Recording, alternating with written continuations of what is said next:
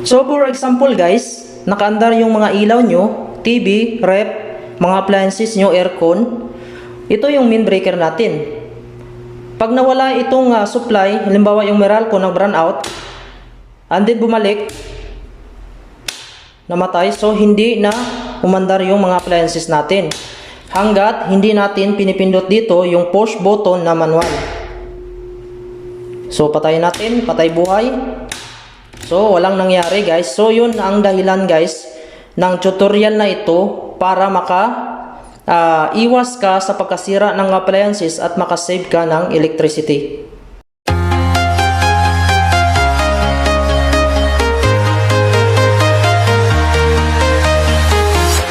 I'm walking alone, the streets are empty. The only thing I can see is my own silhouette. I'm getting Hello guys, welcome back ulit sa aking YouTube channel guys. Magandang araw sa lahat. Ngayong araw guys, pag-uusapan natin yung about sa electricity fluctuation guys. So guys, ito ay nararanasan natin sa ating mga bahay guys. Yung biglang pagpasok ng kuryente, tapos mamamatay, tapos mabubuhay na naman. So guys, ito yung isang dahilan na nakakasira ng ating mga appliances guys. Gaya namang ng mga aircon, mga TV, yung ref natin guys. Kasi yung pagpasok ng kuryente guys, tapos pagpatay, tapos pasok guys, isa yan sa dahilan na nasisira yung mga appliances natin. Sa video kong ito guys, ituturo ko sa inyo step by step guys, kung ano ang gagamitin para maging safety yung mga appliances natin. Halimbawa guys, pagpasok ng kuryente, hindi siya automatic na aandar yung mga appliances natin. Halimbawa, nakaandar na siya, tapos pagpatay ng kuryente, tapos pagbuhay niya, hindi automatic aandar yung supply natin doon sa mga appliances natin. So mayroon siyang manual operated, pipindutin mo lang yung switch niya, kusa siyang aandar. So ito ay makakatulong sa inyo lalo na sa pagtaas ng bill ng kuryente. So guys, sundan nyo ang video kong ito guys at ituturo ko sa iyo kung paano ito ginawa. Simulan na natin yung pagwawiring natin sa ating electricity for fluctuation guys. So yung kailangan natin guys, una ay magnetic contactor, tapos circuit breaker na main breaker, itong main breaker natin. Tapos ito yung mga branches niya, halimbawa sa ilaw or mga rep natin, computer. Ito naman guys, isang circuit din para sa halimbawa sa aircon. And then ito guys, mayroon tayong push button para sa ating magnetic contactor. So, and then ito, sample lang natin to na load side natin. And then meron tayong diagram dito. So guys, umpisahan natin sa pagwawiring guys sa magnetic contactor. So mayroon naman akong video doon guys na tutorial paano paganahin yung magnetic contactor. So dito ituturo ko na lang din para yung hindi pa nakapanood ng video ko ay masundan nila ito guys. Okay, so umpisa tayo dito sa diagram ko. Ito para sa magnetic contactor na pagpagana.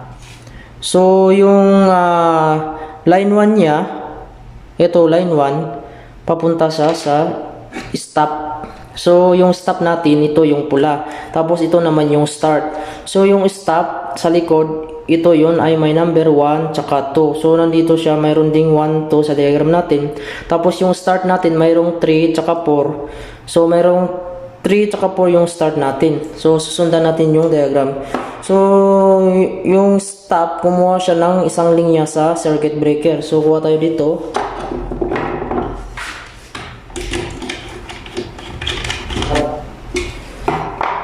And then, pumunta siya sa number 1 ng stop. So, connect natin sa dito sa stop na number 1. So, ito yung stop natin sa likod. So, connect lang natin dyan. Tapos, yung stop na yan, may number 2 siya.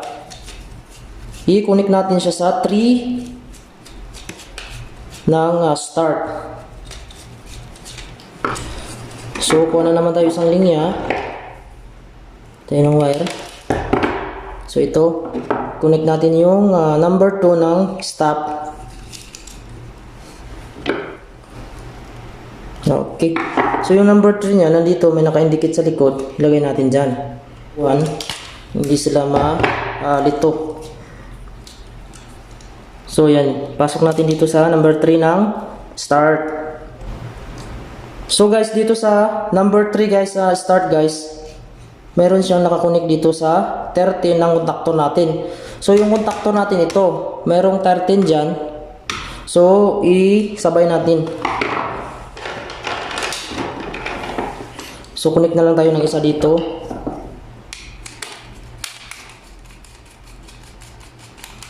So lagyan natin yan. So puro kuha lang to dito guys, line 1 lang to dito.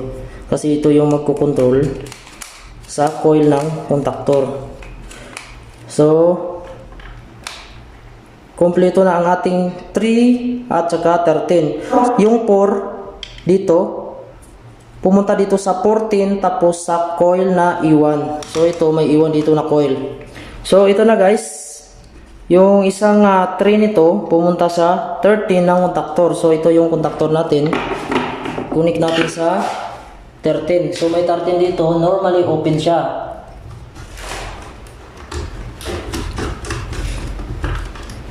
Pagkatapos niyan, sa number 14, kasi tapos na tayo sa 13, yung number 14 pumunta na naman dito sa number 4. Number 4 sa 14 tapos coil ng kontaktor na E1. So ito yung E1 natin. So isama-sama na natin yan siya. O ganyan lang siya ang wiring sa likod guys. Madali lang siya. Puro line 1 lang siya. So yung 14 dalawang connection sa dito, dalawang wire. Kasi ito 14 pumunta sa E1 tapos number 4 ng start. Yan. So ganito lang pag wiring ng guys, kontaktor. Okay. So guys, ilagay natin dito sa E1 kasi yung 14 dito na isa pumunta dito sa coil na E1. So putulin na natin to.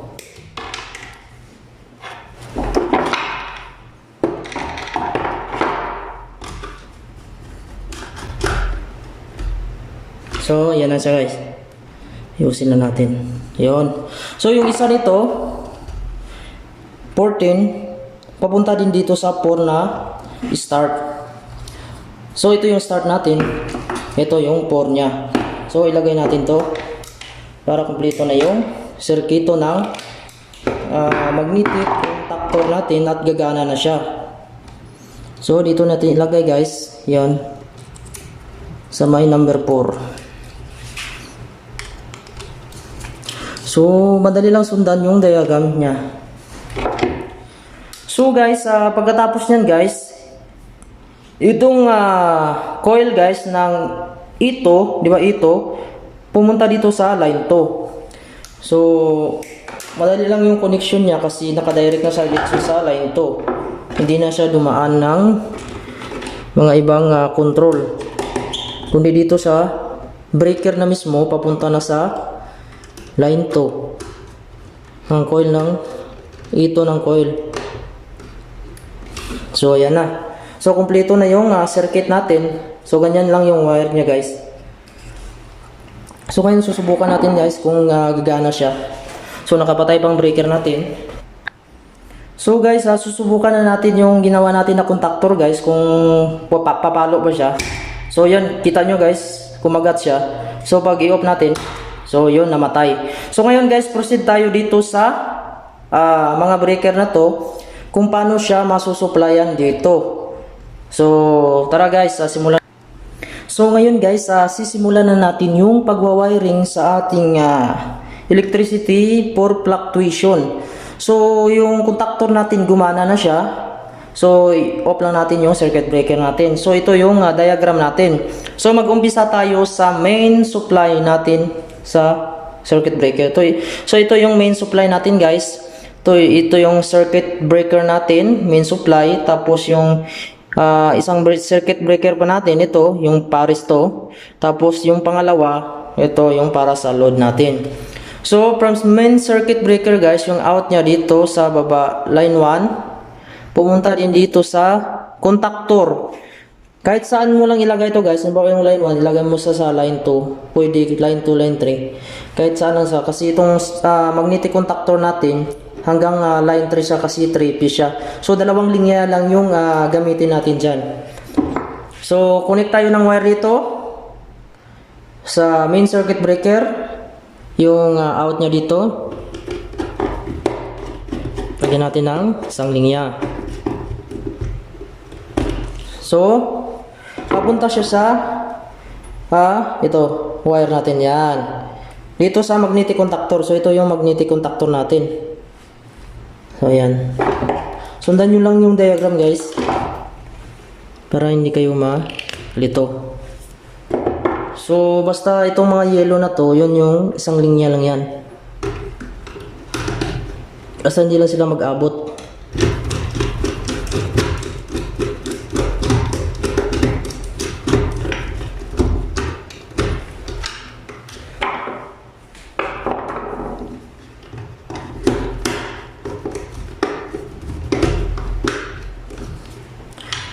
So tapos na yung line 1 natin. So kuha na naman lahat tayo dito sa line 2 niya.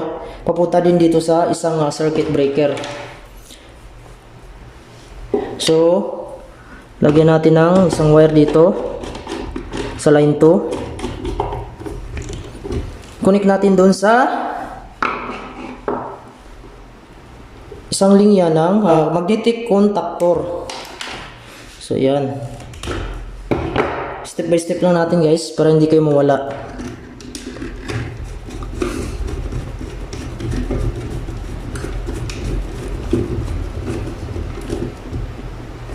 So ayan. Ito na yung dalawang linya. So kompleto na yung sa baba natin. So susundan natin galing dito papunta dito sa taas. So mag-umpisa tayo dito sa line 1 niya. So yung magnetic contactor natin mayroong line 1, line 2, line 3. Pag dito guys, dito may T1, T2, T2, tapos 6 T3. So ito, tsaka ito, konektado yan pag mag-close to. Ito pag mag-close to. Tapos yung sa gitna, tapos gitna dun sa taas, konektado. Tapos yung gilid, tapos gilid po dito sa taas is konektado siya. So kuha tayo ng isang linya guys. So guys, susundan lang natin yung diagram ko dito guys para hindi kayo malito guys. So yung line 1 ito guys, yung labas nito line 1. So i-distribute natin dito isa-isa sa ito isang circuit breaker na to, pares to sila. Dapat may isa sa dito na line 1, may isa din sa dito na line 2. So dito may line 1 saka dito may line 2. So dito sa aking diagram guys, yung line 1 papunta sa dito sa branches 1. So ito yung unang branches natin. So dito siya pumunta sa branches 1. So sa pangalawang breaker siya. So kuha tayo ng wire. Sundan lang natin yung diagram na ginawa ko.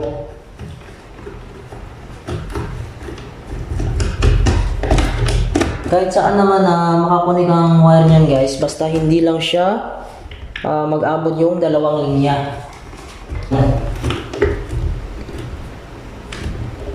So yan na. So patakbuhin natin dito guys ayon sa ating diagram guys. Dito sa branches number 1 sa pangalawang hilera siya. Ayan. Tapos di ba dito tayo? So mayroon pang nakakabit dito na isa. So supplyan din natin yung pangalawa niya. So pares tong dalawa guys dito, pares to. So ito yung kasama niya. Para hindi kayo malito, titingnan nyo lang yung diagram guys. So yan. Ulit natin dito.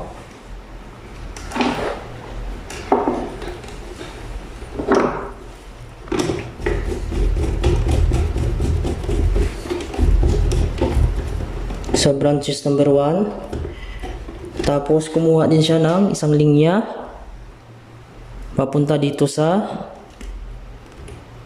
branches number 2 natin na circuit breaker. So So yan, kumpleto na yung isang linya nila guys sa isang breaker na galing sa kontaktor.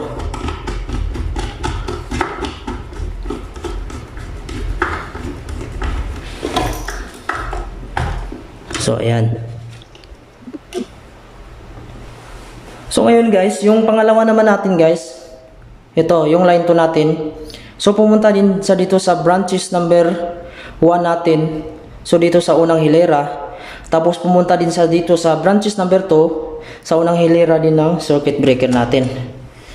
So lagyan natin ng color coding lang natin yung wire natin para hindi tayo malito. So ito yung line 2 natin dito sa magnetic contactor. Then meron tayong isang wire para jumper dito. Connect natin dito sa unang branches sa line 1 nya.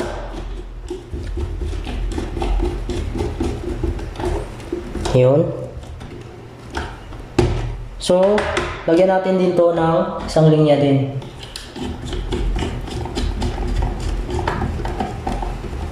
So ganun lang yung pag-wiring ng kwan guys. Para sa fluctuation guys, kukontrolin siya ng magnetic contactor natin. So ngayon guys, susubukan na natin yung ginawa natin guys. So una guys, titistiran muna natin yung linya niya, line 1 tsaka line 2 kung gagana nga ba siya. So guys, kung napansin nyo dito sa linya ng contactor guys, yung isang linya nito nilipat ko siya dito sa gilid para mas makita nyo siya. So pag nilipat mo siya dito sa gilid, sa line 3 ko siya nilipat, so yung labas niya dito, dapat dito din siya ililipat mo siya.